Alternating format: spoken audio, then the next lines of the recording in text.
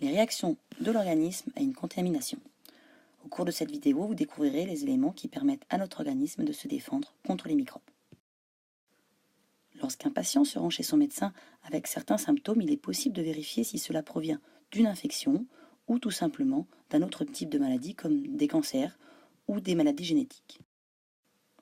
Pour cela, il suffit de faire une analyse sanguine afin de mettre en évidence la présence dans le sang du patient des différents acteurs de la réaction immunitaire. Si ceux-ci sont présents en grande quantité, cela signifie que l'infection est en marche et que l'organisme essaie de se défendre. Les acteurs de la réaction immunitaire sont des cellules situées dans le sang. L'analyse sanguine consiste donc à mesurer et compter ces cellules à l'intérieur du sang des personnes qui sont considérées comme patients et de les comparer à ceux qui ne sont pas malades. Dans le sang des patients, nous pouvons d'abord mesurer la quantité d'hématies ou globules rouges, dont le rôle est de transporter le dioxygène à travers les capillaires sanguins. Ensuite, il est possible de mesurer la quantité de plaquettes, toutes petites cellules dont le rôle permet au sang de coaguler. C'est ce qui provoque la formation d'une croûte lorsqu'une plaie s'est formée. Et enfin, nous pouvons compter le nombre de leucocytes, appelés également globules blancs.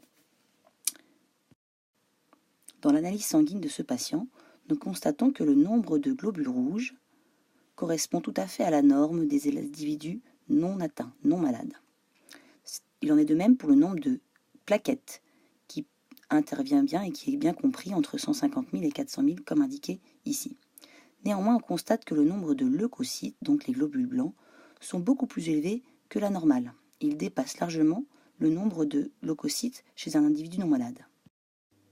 Ce résultat s'explique car dès lors qu'une bactérie ou un autre microbe est entré dans l'organisme, les globules blancs vont se multiplier afin de pouvoir agir et détruire les microbes avant qu'ils ne se déploient à l'intérieur de l'organisme. Voici ce à quoi ressemblent les globules blancs vus au microscope.